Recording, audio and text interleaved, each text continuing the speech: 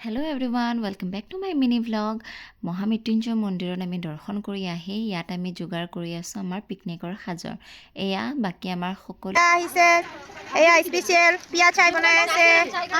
চাই গৰম চাই গৰম চাই গৰম চাই গৰম চাই গৰম ঐ তই মান তনে কিয় এনেকুৱা আৰু এই মানুহটো খালি কাপ কাপ কাপ আৰু এইজনী খাবলৈ নাপাওঁ বুলি ৰখিয়ে আছে দৰে ধেমালি কৰি কৰি আমাৰ চাহো ৰেডি হৈ গ'ল আৰু চাহৰ লগত খাবলৈ এয়া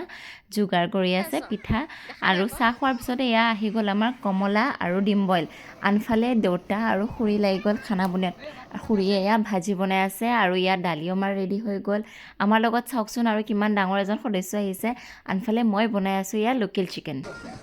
আমাৰ ৰাইজ খাবলৈ বহি আছে চাওক খাব নাপায় চবৰ মুখ শুকাই গৈছে চবৰে হাই কৰি দিয়া আনছি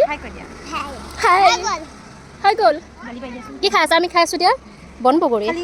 আমি ৰখা ঠাইৰ ওচৰতে এয়া এখন ৰেষ্টুৰেণ্ট আছে য'ত চাওঁচোন ইমান ধুনীয়াকৈ চৰাই আছিলে আৰু এয়া আমি ফুৰি আহি চাওঁ মানে ইয়াত খানা খাবলৈ বহিয়ে গ'ল আধা মানুহে ভাত খোৱা হ'লেই আৰু